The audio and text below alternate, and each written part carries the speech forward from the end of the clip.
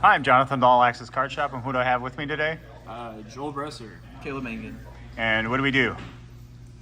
We both win X3 at the NAWCQ 98th and 104th. Playing pure Mitsurugi, we played the same deck card for card, the Malice Eater. 8-0. 8-0 between the two of us against Malice this weekend. We both thought this deck was like an insane meta call, and turned out pretty good. Too bad neither one of us could have, got the job done. But Feels bad variance. we were close enough. So yeah, All right. we're pretty proud of this list. So. Nice. Let's get started. All right, so 3 Habakiri, obvious, 2 Murakumo, and then 1 Futsu. I think if you're playing pure, you have to play this ratio. Yeah, second Murakumo comes up every time into any deck that's playing Bystials, because they will Bystial the first Murakumo, and then you use the quick play spell to ritual summon out the second one, and then blow up their board for like 3 when they're not expecting it. Yeah, like the theory that like Bystials and Crows are like insane against this deck is like really fake, because you need like 3 of them at the same time to like actually accomplish what you want to do. Then the little guys, 3 Aramasa. Aramasa can get you there, so max out. Saji, one of them, 1 Kusanagi, 1 Night Sword, and then 1 of the Goat Wosu. I think Night Sword's like mandatory as the format stands. It just makes making rank 4s and other link plays like so free, like really maximize the value. Wosu not as mandatory, but it is such a good breaker. I won a bunch of die rolls, Joel did not, so apparently like every time that your opponent sets up Detonator, if they do not cross-negate the Aramasa effect when you go Habakiri, because instead of going Saji and going for a ritual play, you go Aramasa, tribute Aramasa effect to add. If they don't know that you're playing Wosu and they let it resolve and you add Wosu, you get to Kaiju their Detonator, and they don't have the second Xyz monster in graveyard for Eclipse Twins, so they don't get to reborn it, it just gets cleared. Yeah, like he said, I think I only won like 3 dice rolls all weekend, so I was like Wosuing people game 1 all the time, and I don't think anybody was really expecting it. And it was insane. Like my game 1 records were like crazy this weekend. Spells, Best card in the deck. 3 ritual. This card's broken. It's branded fusion, but for rituals, except you can't ash it. First action, ritual summon Murakumo is actually the best combo in the game. Doesn't matter what your opponent has. If they don't have exactly like Delta, they just lose. Or Impulse, but like obviously every deck can't play Impulse. The 1 brick, the mirror. I mean, you play it because you have to, because pre-prep's insane. Every time you resolve pre-prep, it feels like an auto win. Good to beat Mulch Armies too. That too. 3 prayers. I mean, this is like the most custom card I've ever read. Don't touch it, Konami. Habakiri too. Cook.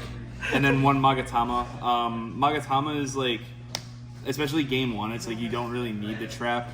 And obviously Magatama is like a lot more versatile.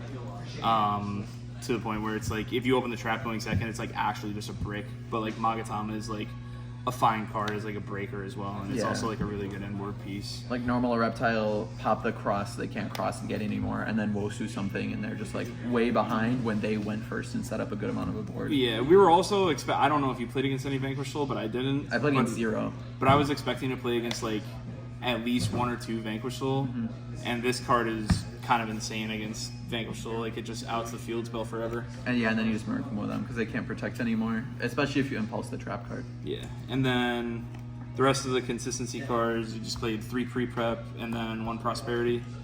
No Extrav. I didn't miss the Extrav ever. Didn't either. Extrav kind of feels a little bit forced sometimes too, honestly. And it plays you really hard into draw, where you can like hold a Prosby and then Prosby late when you've already like milled for like 10. Find out of engine. Then I guess we go over to non-engine. We play the mandatory 9 for the NAWCQ. Have to beat Mitsurugi Seal, and these are the only cards that theoretically can, but they also come up a lot into Malice that isn't GD, that isn't Droll, because you can kind of force them into lines based off like if you have Impulse, if you have other stuff, like what they're reading. Yeah. That. Half of the reason to play this deck is like the best card in the format. feel bad for people who didn't play it. I don't know. Like, this card's crazy. Then we played one Nib because we play Gallant in the extra deck, and we go through that every single turn 1 combo going first. Unless you open it, in which you just do guards, draw 2. And then called by. And then I guess we played like kind of some secret sauce, but other people were on it. We played Gamma Driver. The 40 and 41st card in the main. Basically, we thought like we kind of get like FTK'd by Protos. Can't lie, because we're like mono dark. So we like kind of need more Protos outs. And we kind of just like defaulted to Imperm, but turns out that Imperm is like actually like the worst card in the format, and there's like no point to play it. And we were boarding out of Imperms in testing. And boarding into side frames, even going first, just to be like the droll and everything. So we were like, exactly. why would we not just main deck these cards over Imperm if we need them to be like Protoss and stuff? Right, exactly. So it's like, and then the amount of times when it's like, if you do open Driver and this theoretically would be Imperm, like how many times do I actually win the game because of that is like negligible. So I was very comfortable just playing like the 1 brick instead of 3 bad cards, because whenever I draw a Gamma, it is like game winning. I will tell you, Gamma was hot in my hand like all week. Like the first like 4 rounds, I Gammaed somebody for their life. Insane. At some point, it was very funny. Yeah, and every time you open it, it like hits. Extra really loose. You're like making IP every game, and you don't have to play 2 of each of these because you're not an extra, so you can have like looser extra deck. Technically, this Gorgon can be IP because Nib was everywhere. I don't know if it was everywhere for you. I was getting Nib like left and right, and this deck doesn't really lose to Nib. But with Nib, if you like make IP and then they Nib you, you just like bring another guy back and then make the second IP. That could have come up from you a couple times. Because they're just gonna wait until the end of main phase against this deck because your deck doesn't put up any like Omni Negates or anything like that. The card, if you open Gallant Granite, or if you open the rock, Gallant Granite search the rock, Tornado to snipe the back row. This card was like killer the entire day for me. Baguska, if you need to play a grind game, also against like the Vanquish Soul deck, you can just end on it. Fairlimbs to grab an extra reptile. Codinator to ritual spell when you get Impulse is like the theory on it. Typhon Zeus is very good, just because you can like make these before activating a ritual spell and then try and force them into it. And then didn't come up for me. Cowboy? No, I didn't. You just play really fast. This deck doesn't really necessarily need it. Rhapsody was like insane for me. There were a couple of times, there was against a Malice player where they try to interact with me. I Murakumo, they discard a Malice in the Mirror, and obviously like I don't want to let that card sit in their graveyard, so I make a Rhapsody, banish it early, and then they're down a card and they're down the card that they would have like tried to banish anyway. Also against Orcus, they like pitch something early and then you like snipe it out of their graveyard because you just have like infinite extra deck slots. Yeah, to, like, or it's like with. if you the same thing for Orcus too. It's like if they try and hand trap you after you stick Murakumo and they're like, oh, Lamal, I'll just pitch this harp, just make Rhapsody and banish it. So it's like nice harp, dude. I don't know. The Malice card, I didn't need it. I don't think I like drew it against any of the Malice players I played against, but the games are mostly over. I did. 3 Ash. It's just good to board in because you know that everybody's going to have 6 Charmies in when you're going first, and some people even bring in Meowls against this deck. That's something we did a lot of testing against. One thing we did talk about though is like we kind of just like defaulted to 3. I don't think we actually needed 3 because there was never a point. I think I probably played 25, give or take, games of Yu-Gi-Oh! This weekend, and I think there was one time when I boarded in all 3 Ash. It was always like 2. Yeah. So. The going second card with the side frames. This card hits every matchup. Like even the matchup that you wouldn't think it would hit, which is like Malice, you can still like hit the field spell and force them to have another.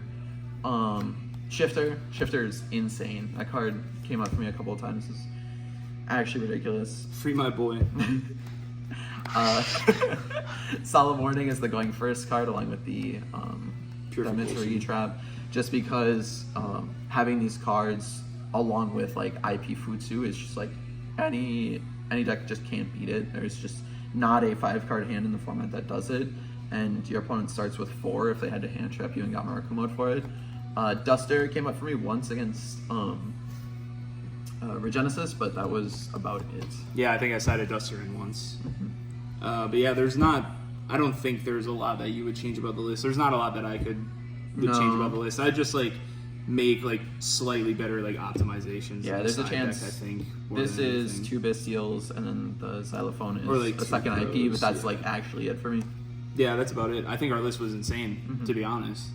Yeah, I'm surprised that more people weren't on this deck. I think it was like such an insane meta call for the format. Yeah. Considering it's like it's super punishing though. So like you have to know what it does, and we've been playing this deck forever. So it's like you can't just like pick it up out of the blue and be like, yes, this is exactly what it does. You have to put it into practice. Like the end board, it like makes the deck look pretty easy, but it's like you can't like throw your interactions or anything like that. Or the grind game, yeah. All right. Well, sounds good. Congratulations, guys. Any shout-outs?